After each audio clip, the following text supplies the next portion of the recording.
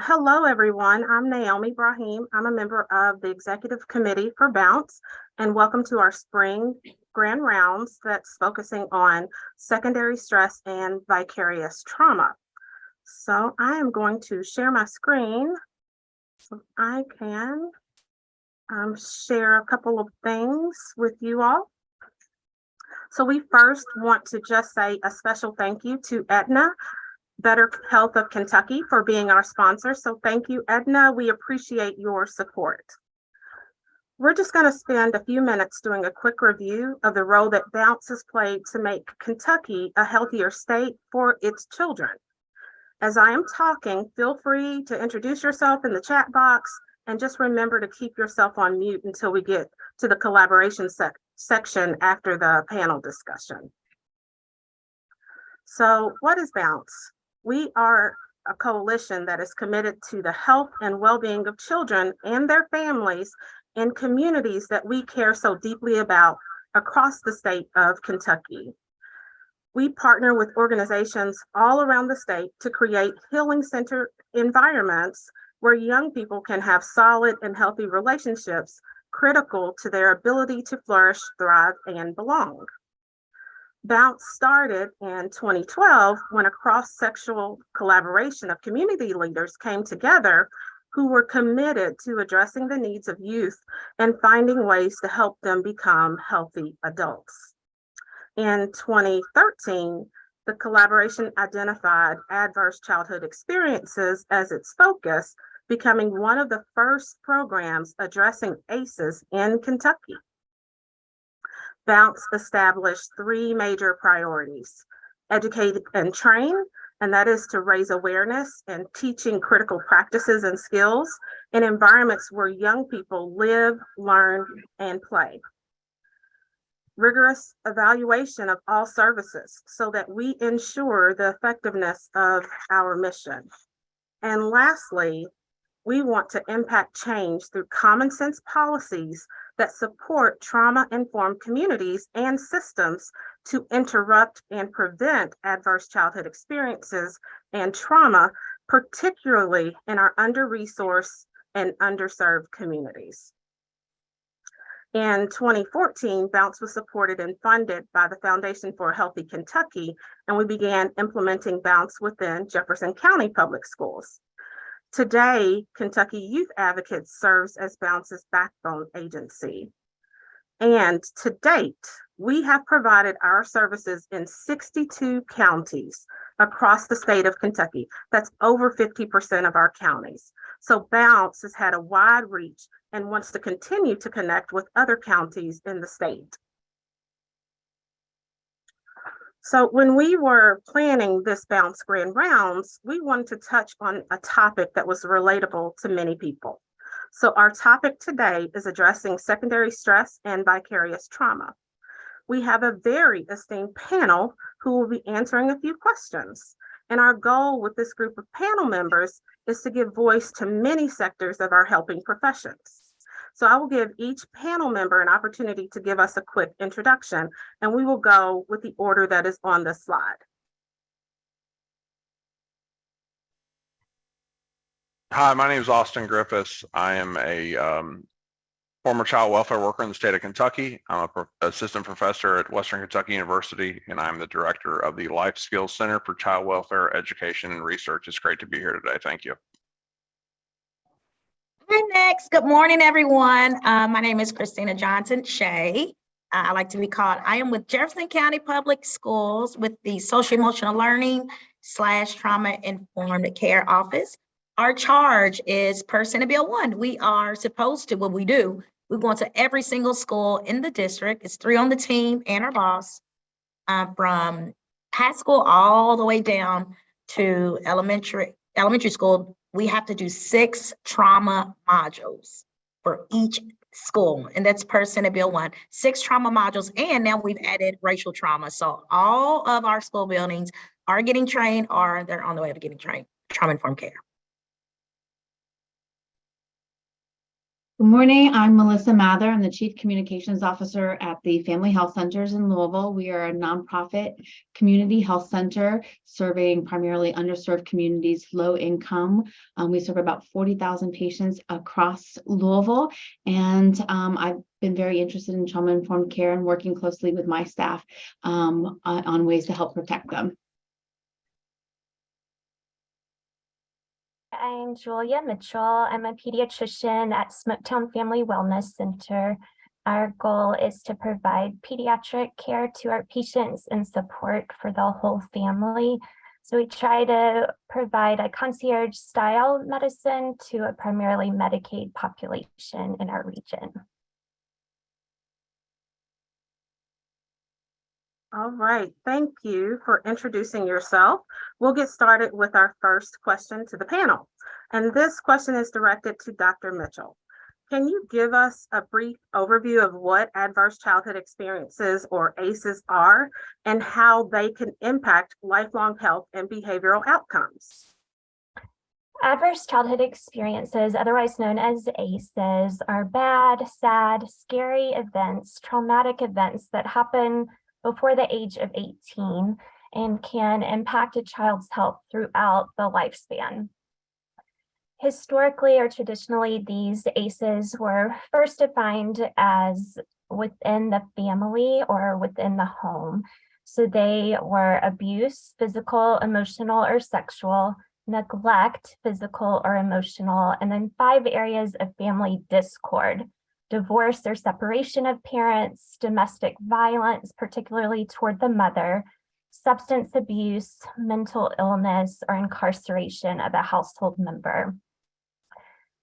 The more ACEs that a child experiences, the more likely that child is to have poor health outcomes throughout life if there are no buffers or protective factors in place, which we will talk about later this morning.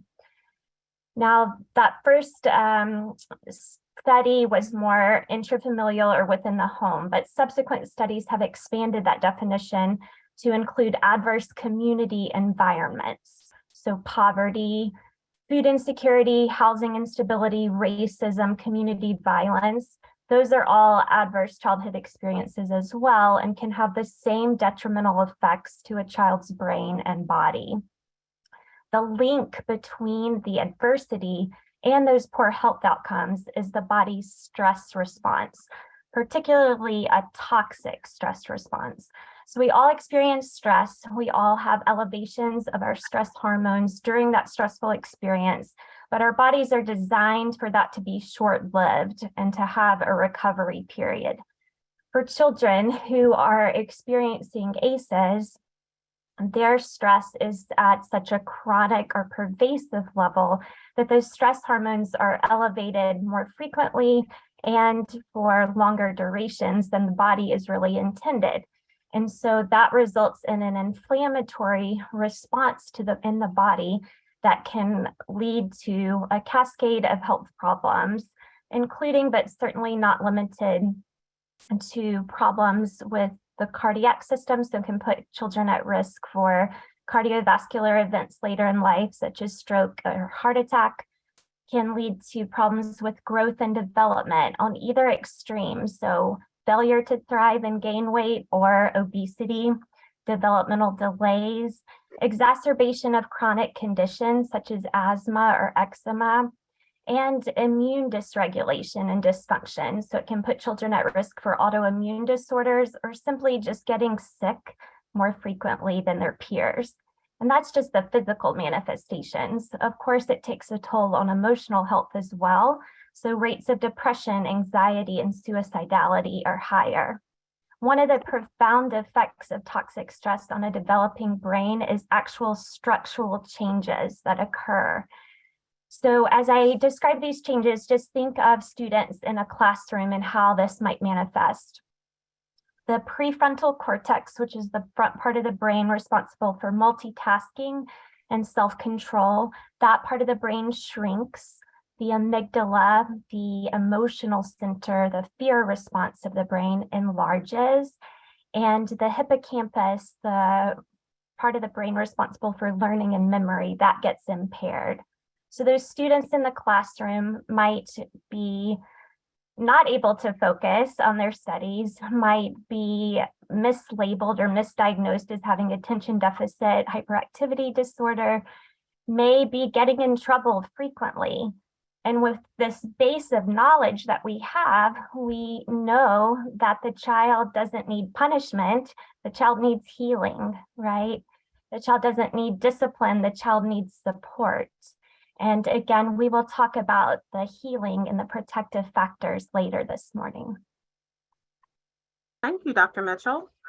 This next question is directed to Dr. Griffiths, and it's a multi-part question. So how do ACEs relate to primary trauma and secondary trauma? What are the intricacies of secondary trauma versus primary trauma? And the last part of the question is, are there differences in the way we treat or approach these types of trauma?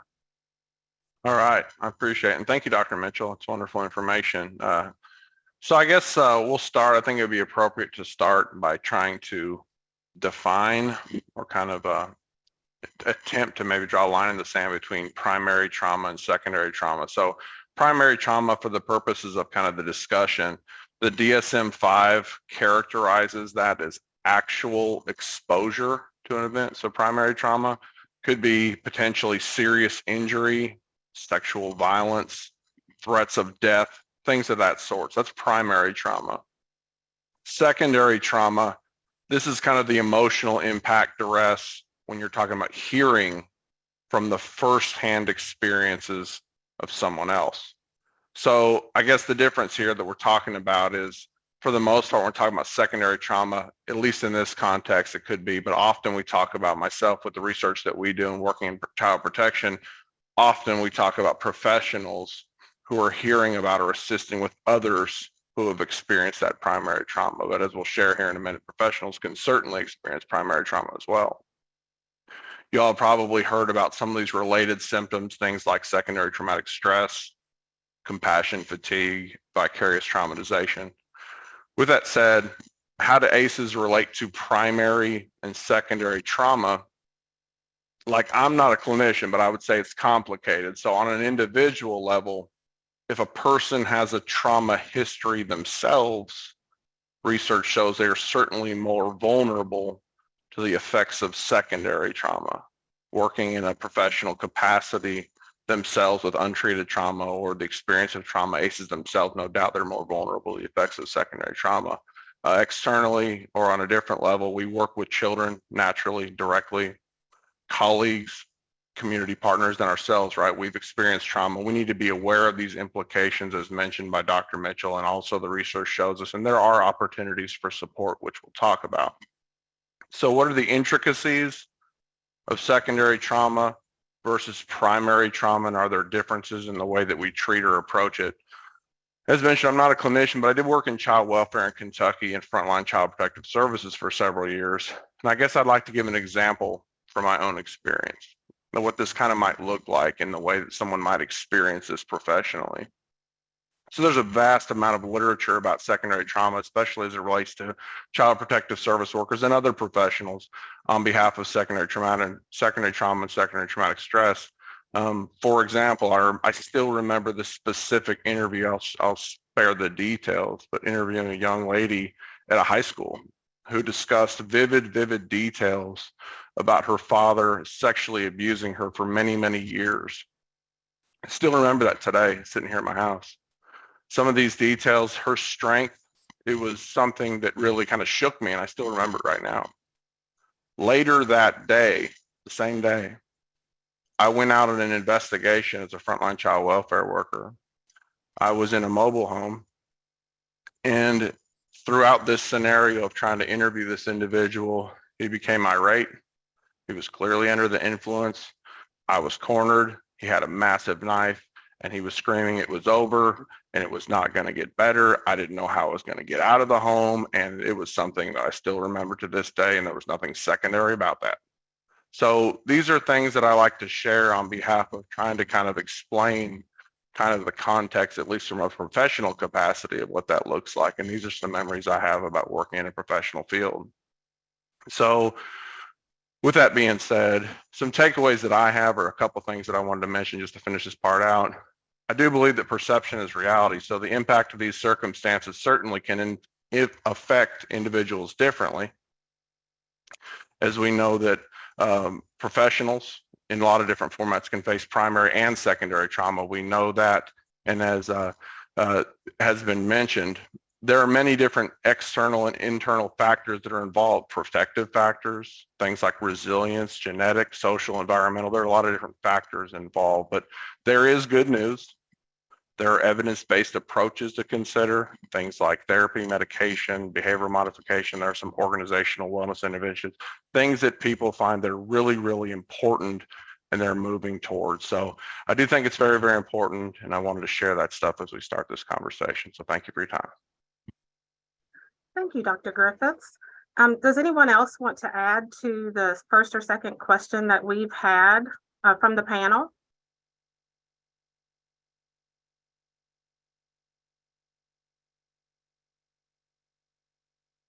Okay, we'll move on to our next question. We're going to start with Melissa to answer this question, and then others, please jump in. What are some contributing factors that impact the prevalence of secondary trauma in the populations you serve? Sure. So I'm going to also kind of take this from the point of view of kind of our staff that interface with patients in different ways. So I think one of the things that we have to consider are, what's a person's role in the organization, and the ways in which they interface may create different vulnerabilities with their role. So the example I'd like to give is, at Family Health Centers, we have about 12 face-to-face Spanish and English interpreters. They're fantastic. They're really wonderful to work with, and they're really good at their jobs. But when we put them in this, they're trained as medical interpreters, right? But we put them in situations where they are interpreting for behavioral health sessions, medical sessions, with a population that are coming with a lot of primary trauma, right? A lot of our immigrant and refugees and asylees, they're bringing with them. People don't get here the easy ways, what I like to say. And with the interpreters, they're using the first person. So when they're relaying information in, say, a behavioral health setting, they're just not hearing it. They're repeating it, and they're saying I, me, in a way that they're, kind of almost taking on that trauma themselves in a way that's very uniquely different than I think other people in the organization and in their role. So thinking about how people interface, I think, again, it's a way that we introduce secondary trauma. And the other thing with interpreters too, because they speak the language, people will often go to them kind of in the interim, maybe while they're waiting, and just kind of unload, right? Because they speak the language, they feel familiar, they feel like a safe space. So the interpreters are hearing a lot of different things. And then they kind of feel helpless, right? They don't really feel like they have the power or the efficacy to do anything about a lot of those things in the situation, because that's not really their role. That's not really the training that they have. So those kind of two parts of that role and position, I think, just kind of highlight where we have to kind of look at and consider where people can kind of take on that secondary trauma within our organizations, because it's going to be different for different people depending on how they work with your clients. Thank you, Melissa. Would anyone else from the panel like to jump in?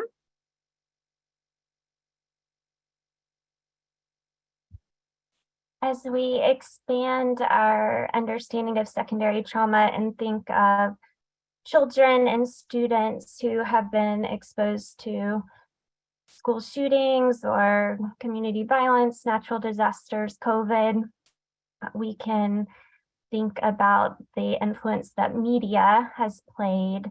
All of us can be exposed to trauma throughout the world now by just tuning into the media. And for young children, they may not even understand that bad thing that's being focused on at that particular time on the news and on repeat, that it only happened once and they're just covering the story over and over again. Young children may, fear that this is happening over and over. And the I think to Melissa's point, if there's also a connection, so if we're exposed to a media story and then we can see ourselves in that situation or that story, then that adds to the risk factor of secondary trauma. So I think about our brothers and sisters and children of color who are seeing the police brutality. They're not only seeing these images that are graphic and hearing the audio, but then they are able to connect in this to the situation, in a way that I can't. And that has to be adding to that risk of secondary trauma. And similarly, in our communities where gun violence is so prevalent, where gunshots have become normalized and school lockdowns are becoming routine, those are risk factors to secondary trauma as well. Thank you so much, Dr. Mitchell, for adding to that question.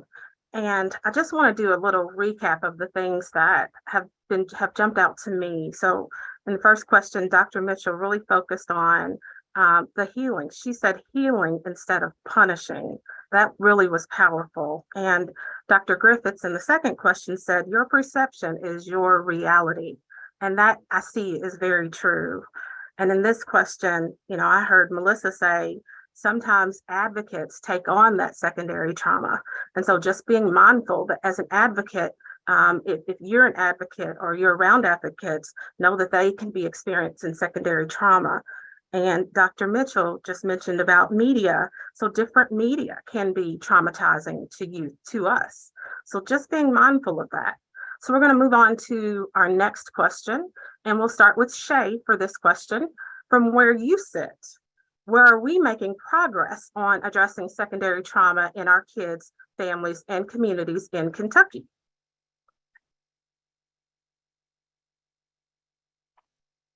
Hey, Keith, we're going to get to you. Let me answer this real quick. I want to piggyback on Dr. Mitchell. I went to a conference before, and this has always stuck with me, The speaker spoke about a village in Africa, a very small village, and they go to the market every morning and they greet each other, not with good morning, how are you? They don't say, oh, your hair is so fly, or you look nice. They don't say that. They say, how are the kids? That's the question. How are the kids, right? Somebody knows something about the kids in the future. And your answer is the kids are well or the kids are not well. Thank you, Dr. Mitchell. Our kids are not well. All right. Some kids are, but I serve the kids that are not well. And so to Dr. Mitchell, thank you for bringing up that healing, because when you think of kids that are not well, what do? Right. So we try to help heal our students that are not well. And 2 weeks ago, I was at a high school and had a table set up with mindfulness and trauma stuff. And a girl came up to me. She said, you talk about trauma in schools? I said, I kind of tell your teachers about trauma and they're going to help you deal with your trauma. So you can't talk to me about my trauma? Of course I will talk to you about your trauma. And so we kind of skidded back and we sat on the bleachers. It was like a mindfulness fair. And she pulls out an obituary. There's a young Black girl. And I said, who's this? And she said, it's my sister. And I said, oh, what happened? And she said, do you remember on the news story, a boyfriend shot his girlfriend? And she continued to tell me that she was actually in the house when it happened. She's a student. And she's sitting in our classrooms as a high school student. And so we talked about how she needs therapy and how to get help. But I'm thinking this, I was a psychologically safe person for you to come and talk to. That's powerful. How many other adults have you talked to about this? So I think when it comes to secondary trauma, we have to open up ourselves and ask, are we that psychologically safe adult that the students can say, come here, I need to tell you something. This is why I'm acting the way I am. This is what's going on in my life. And then teachers tell us all the time, can't do it.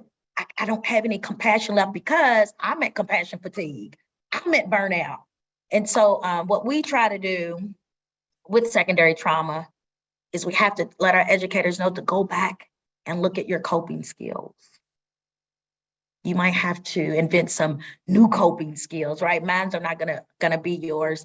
Boundaries help a lot. When I go home after 5 o'clock, you can't call Shay. The phone's going off.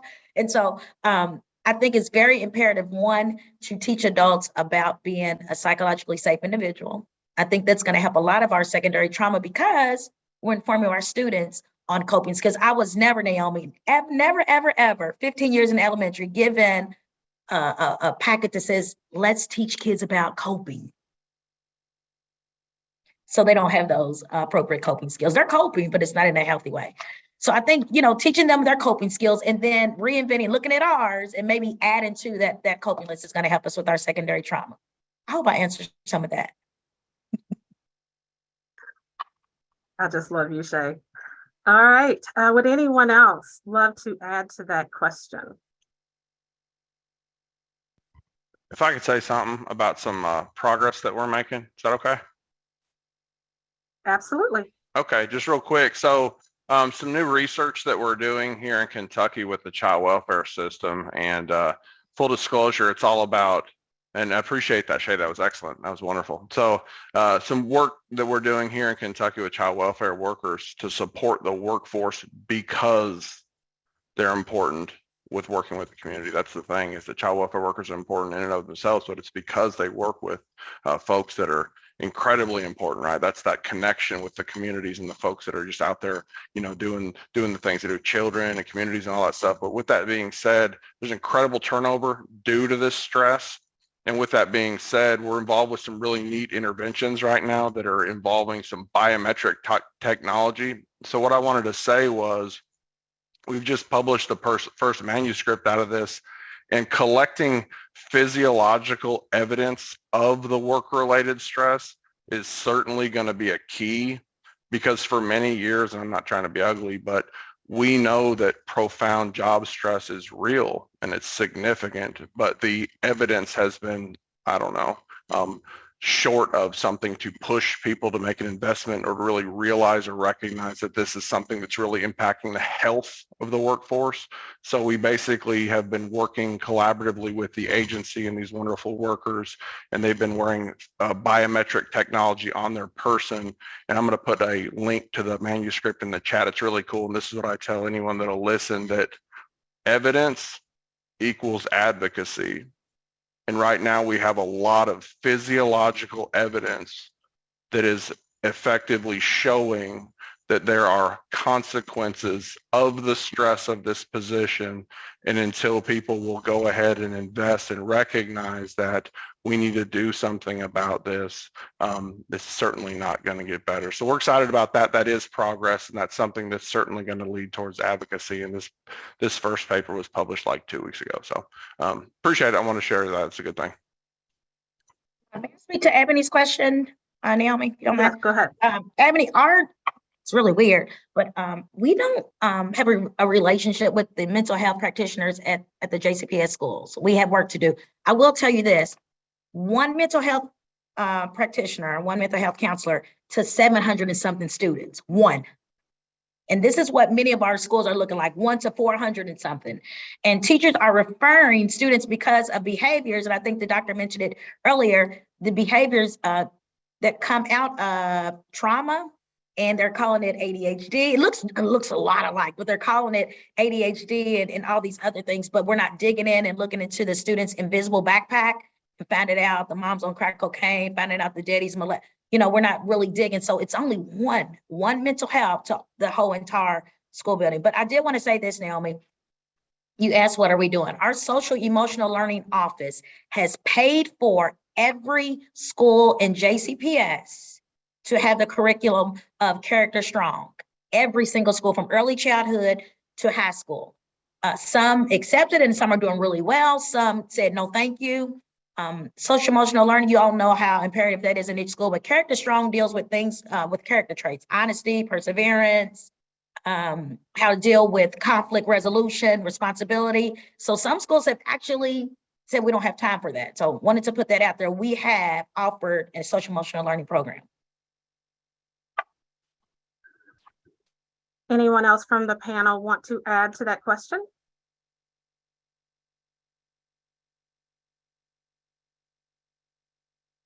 And so from Shay, we heard, how are the kids? Sorry. Oh, go ahead. Oh, I'm sorry. I was thinking from the panel. Oh, I'm that sorry. was a question. So you'll get a chance to talk in a little bit. So from Shay, we heard, how are the kids? That's a great question to ask. And how are we, as we are helping in the helping professions? And from Dr. Mitchell, evidence equals advocacy. How powerful is that? So we only have a couple more questions. This one is directed to Melissa to start. What approaches can we take to help clients, students, staff, and ourselves in dealing with secondary trauma that we may be experiencing? Sure. So I think we're going to share just a slide deck now. This actually comes from Dr. Jennifer Middleton. She comes from the U of L Kent School, and I'll share the article in which she kind of elaborates on this, but it's the 4 quadrants of care. And this is something that I like to share with my own staff, and actually kind of going through and talking about and demonstrating the things that people can do to kind of build that resiliency and that protective effect. I think we've all heard of, self-care, taking care of yourself physically and mentally in order to kind of build your resiliency. But there's actually things that people can do kind of much more in the moment. So when we talk about before, I think about, what are the things that I do before I come to work that maybe kind of help prepare me for the things that I might be doing. We talk about that transitions to work, which can be like a visualization or maybe like a ritual that you do coming and going from work, or your interactions that kind of help you leave some things at the door and kind of maybe put on your protective layer. And then before you leave work, kind of leaving things at work so you don't bring it home. It'll be ready for you in the morning. But I always kind of think of a great visualization for the transitions was Mr. Rogers, and the way he would come home from his work, and he would do the same thing every time. He would change his sweater and he would change his shoes, and that ritual people can do. They can find something that works for them, but it really does put you in a different mental space to be prepared when you're entering into a situation that that's probably going to be emotionally charged or difficult. During that is really talking about when you're kind of during an active exposure, whether it's a primary or a secondary trauma. And we teach about how do you stay grounded in the moment, and how do you calm yourself, and really try to not let yourself kind of flip your lid. How do you really kind of stay present so you can be that safe person for someone, right? And that's really helpful too if you're able to do that. So teaching people about body awareness, where are the feelings sitting in the moment, and how do you present yourself to be able to stay focused at hand. The right after, and we won't go through all of these, but right after debriefing, right? An informal debriefing, or having people where they can kind of go talk to. It's different than venting. It's different than, but I think that's really important for folks. And often we would have some of our behavioral health workers, after particularly difficult sessions, just spend a few minutes with, say, our interpreters to kind of talk about and process what they just experienced. And that can be extremely helpful for folks as well, too. And then again, later, those are the kind of more traditional things that we think about, having, life outside of work and having interests and hobbies that, really bring you enjoyment and gratitude, taking care of yourself physically. But, we have to really, I think it's really helpful to kind of incorporate or have a strategy that looks at all different quadrants of, a person's interaction, at work, before, during, right after, and later, versus just that, what do we do on our own time. I'll put the link to this article. I think the article itself, it's addressing secondary trauma and compassion fatigue and work with older veterans. But it's a really good, I think, article that summarizes part of the discussion that we're having and gives really good strategies for helping people. So it's been very helpful. I think for my staff too, to kind of mitigate that compassion fatigue that's been mentioned. I'll pass it on to whomever else wants to share.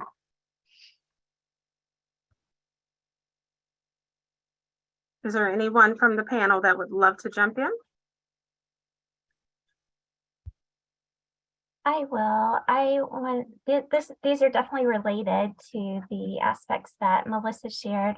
but I want to highlight 2 of the 5 protective factors in the Strengthening Families framework, and then share with you the domains of wellness that the Center for Youth Wellness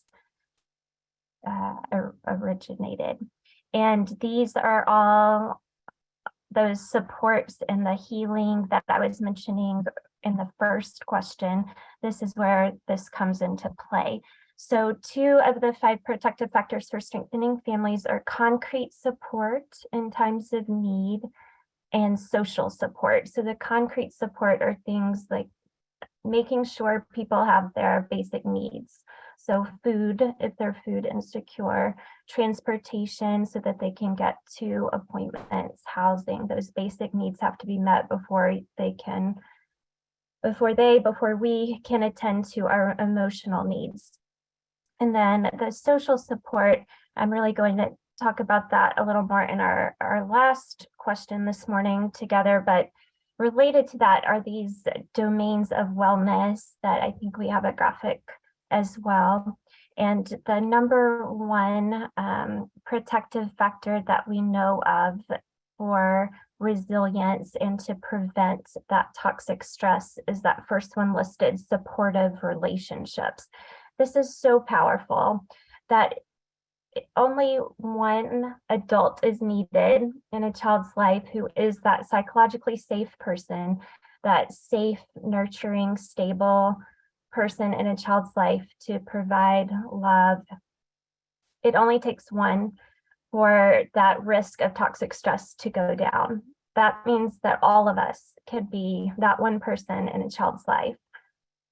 The other domains of wellness listed here are used both as prevention and for healing. And so I am suggesting that these that are used if a person has experienced direct trauma can be just as important as if we have experienced the secondary trauma. So they're pretty basic, but they're important and they're all interrelated. So good nutrition, being sure we're eating plenty of fruits and vegetables and whole grains to support our overall health. Physical activity, ensuring children are getting 1 hour a day. Sleep has been so underrated and it became very disturbed during COVID and dysregulated. And our students, by and large, are not getting enough sleep. And that in itself can lead to behavior problems and a host of medical concerns. So our school-age children should be getting at least 9 hours of sleep a night, maybe 8 if they're 14 and older. But I assure you that from what I've heard, they are not getting that. The others listed are nature, so spending time outside in nature if it's safe to do so. Mindfulness, grounding ourselves in the moment and taking those deep breaths. And then of course, emotional health. And that's where traditional therapy and other ways to support our children and each other's emotional health is important. May I add to that? Sure. Yeah, Dr. It sounds so good. I love all of these things and we should be doing all of these things. But I'm in the schools. I'm in the schools now. I'm in there and they're not happening. Not the kids that are not well. So when we go into the schools, we have ways to build resiliency too that we share with our educators. And I want to share ours if that's okay. So for the kids that we serve with being exposed to trauma, one is family support. And I'm so glad you said it just takes one. So if mom's not there and dad's not there, it can be a sibling. It can be that auntie. It can be that nana, that grandpa. Then we talk about connected to the school because we know connection is everything. So if I'm connected to a male high school, you know how they wear their letters, very proud. What about the students that are not connected to that school, right? That's a sense of belonging. So we say we want to foster that. We want to foster are the educators, are the teachers, are the principals, are the counselors, letting their students know what they are competent in, right? That sense of pride. If it's just a little bit like, wow, you really tied your shoe today like that? Those bows are so perfect. So letting our students know how competent they are. Self-efficacy, you know, doctor, the suicide rates are up. in the attempted, they're up. So that self-efficacy and that self-esteem that we want to teach our students is not being taught. I see it. It's not being taught. So our students believing that there is something good in them. Nope, not a lot. That self-esteem, we're not talking about that either. So love what you put out there. I love what you put out there, but our kids are coming in eating hot fries and chocolate milk. They're not sleeping because they're on TikTok, and Instagram all night long. So I think we need to focus on being connected to that school, that sense of belonging, being one person, like we all said, one person for that psychological safety piece, and remembering that mom and daddy is not always our family unit. One trusted adult, and that could be counselor, right? That could be teacher, that could be the bookkeeper. So that's just some ways that we want to show resiliency in the classroom when we're thinking about our trauma-exposed students. Dr. Griffiths, do you want to add in? No, I just appreciate all the commentary on behalf of my colleagues, and it's always great to hear about the excellent work that's happening, and certainly inspiring, and thinking about ways that we can advocate and work together for sure, especially when I'm over here on, I don't want to say this side of the state, but here at Western Kentucky University where I'm at. It's good stuff. All right, thank you. Thank you to Melissa for talking about the self-care quadrants, to Dr. Mitchell for talking about the domains of wellness, and Shay just talking about health overall and the power of relationships. Our last question is directed to all of the panel members, and it is, if there was only one thing you hope the people in the audience today do as a result of our conversation, what would it be? And we'll go in order. Dr. Griffiths, you can go first.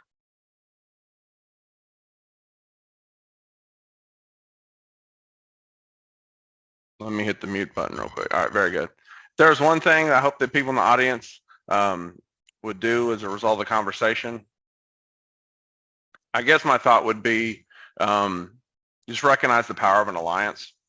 First of all, I thank you. We all have choices today on behalf of what we're going to do for our time. I know there's a lot of pressing needs. We all have personal and professional obligations, but you've chosen to be here for a few minutes, and I really appreciate and respect that.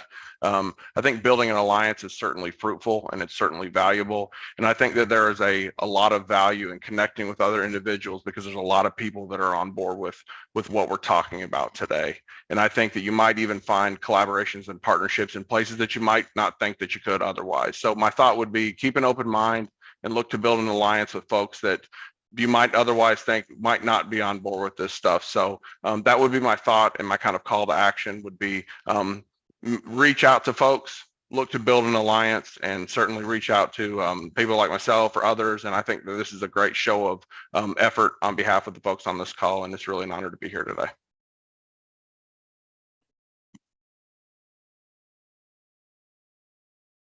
Shay, you're next. No, Naomi, can you repeat the question? I was talking to somebody in the chat. Yes.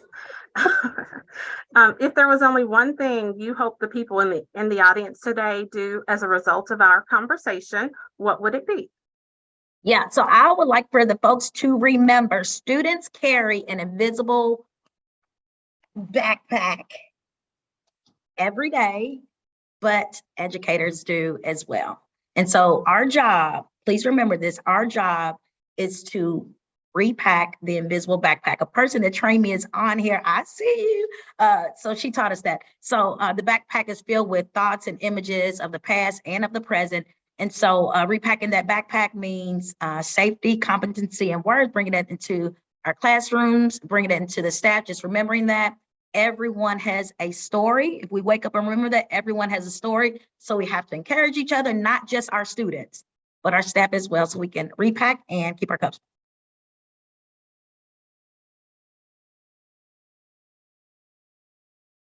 Melissa, you're next.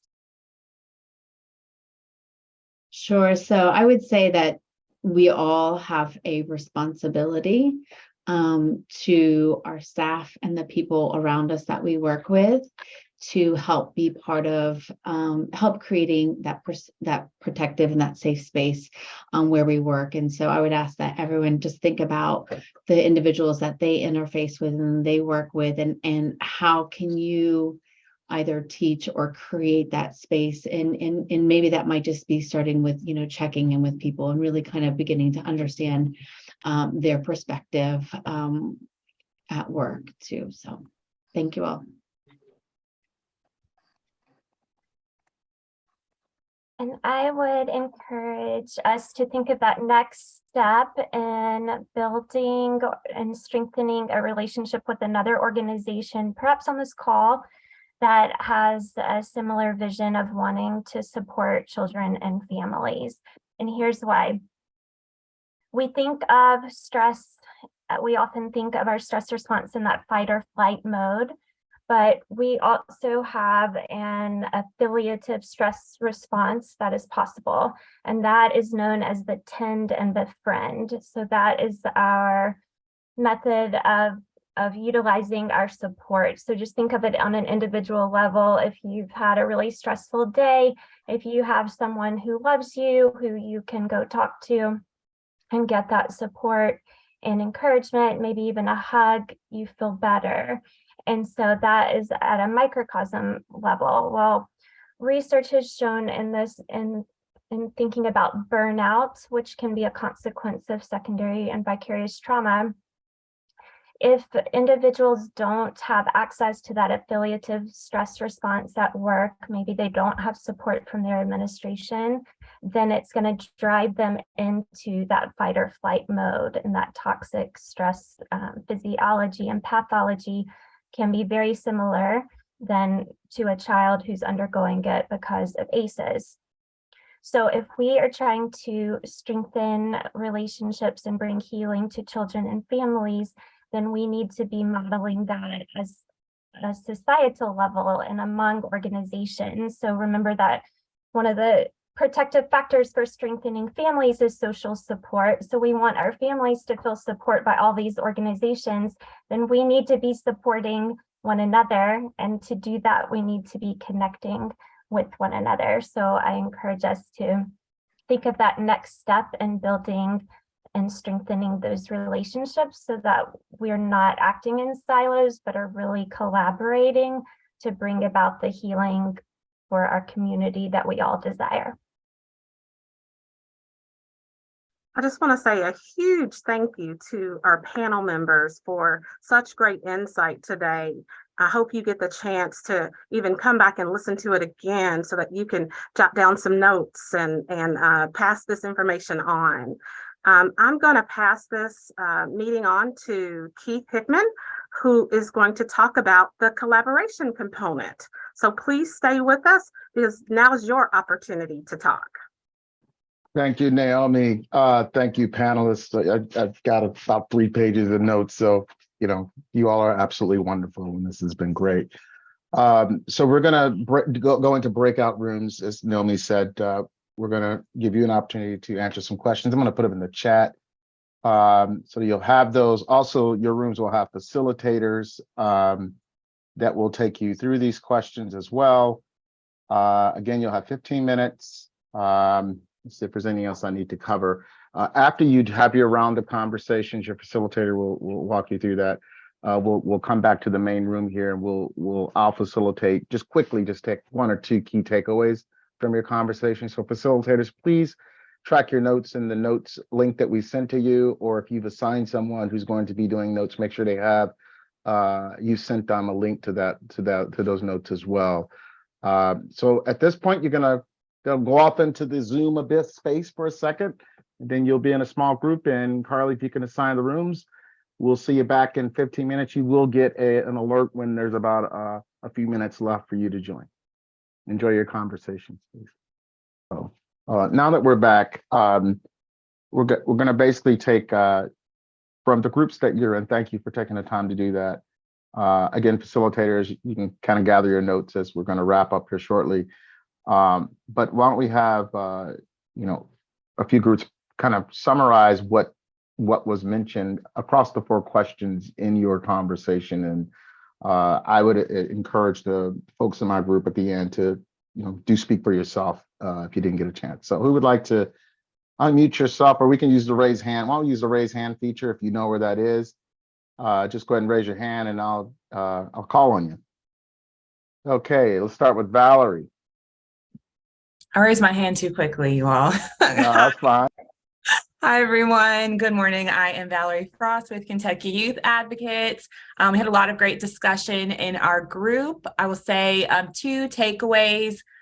We mentioned the statistics on how many children experience multiple ACEs, just to kind of frame that those children grow up to be adults that are taking these positions as teachers. And so teachers are grown-up children who experienced multiple ACEs, or, a large portion of them.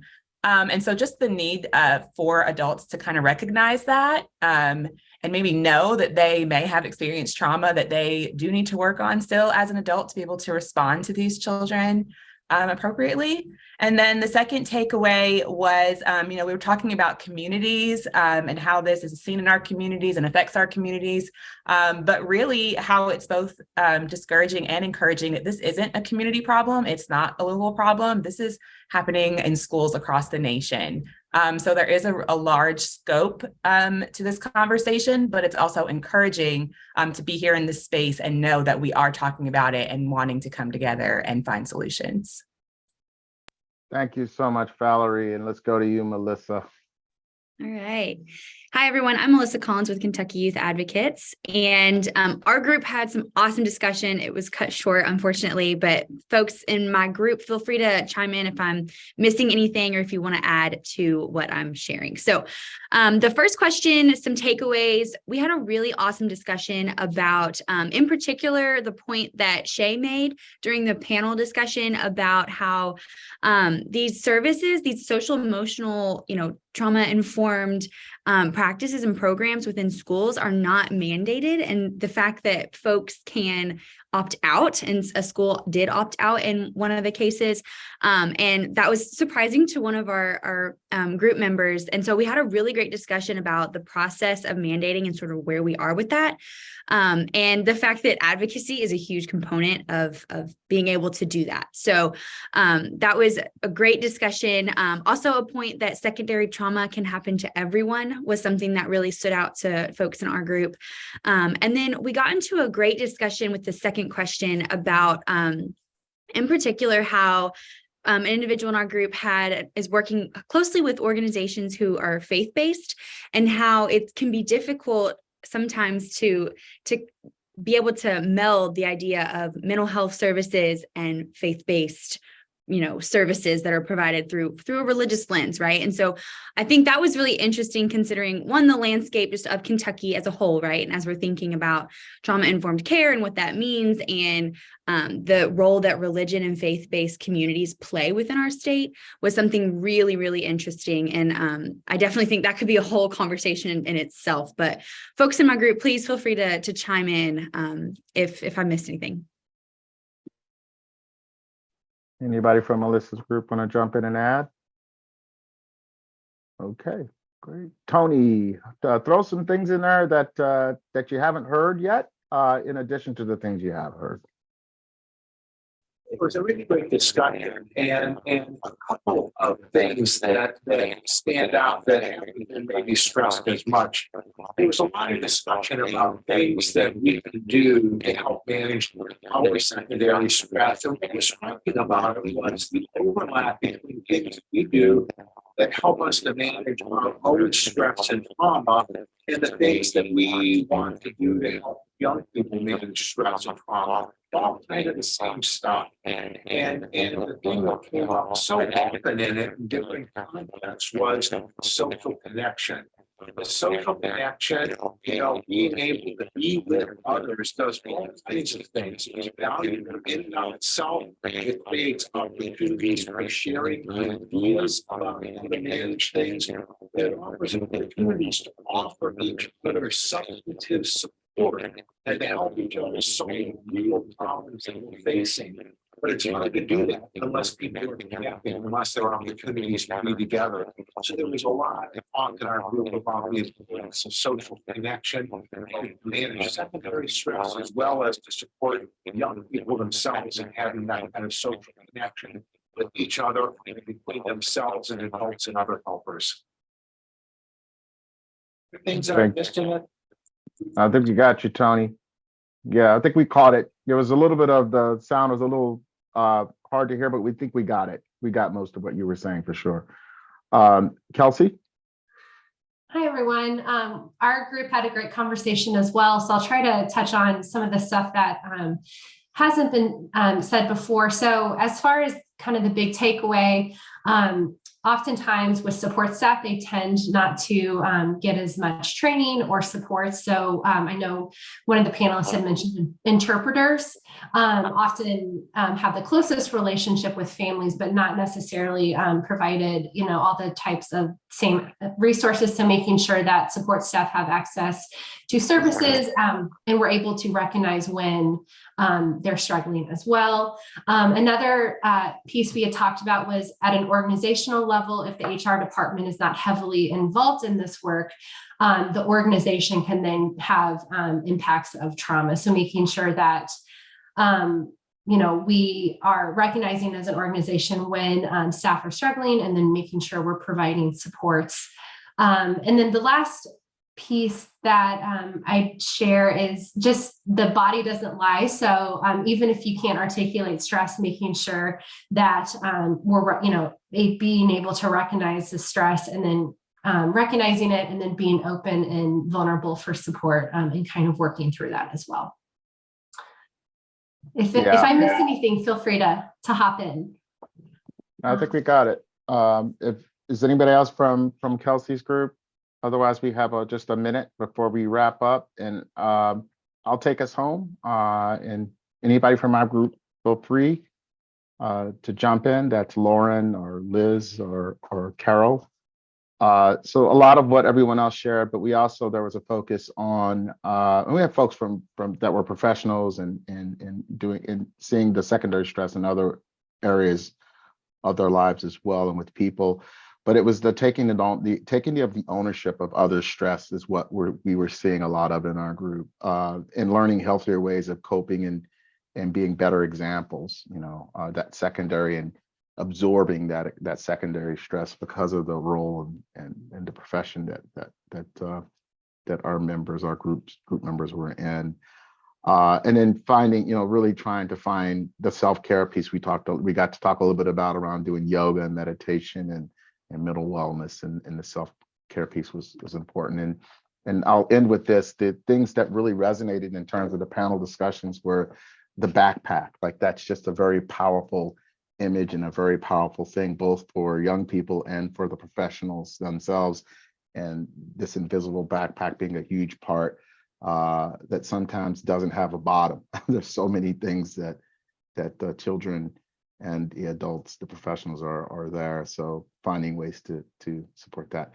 So that ends this part. I thank you all, and facilitators, please make sure you get your notes in your links. And I'm going to turn it back over to Naomi. Thank you. So think back to 3 years ago today. What happened? We started a worldwide pandemic, and all of our lives changed. And you talk about trauma and stress. We experienced something that only happens every 100 years or so. And you're here today, you survived. And I just want to say thank you again to everyone for being here. Today's a good day to just reflect on the past 3 years and how far we've come since we shut the world down. I mean, I remember getting an email saying, we're closing schools for an undetermined amount of time. And my life changed. And I'm sure yours did too. So just take a minute to be grateful for the things that you have, the people that are still in your life, and remember the value of those relationships. If you will, take a moment to do the survey. That is really important to us. We really do look at the responses and take your feedback. And we just appreciate you being here today. Thank you, everyone.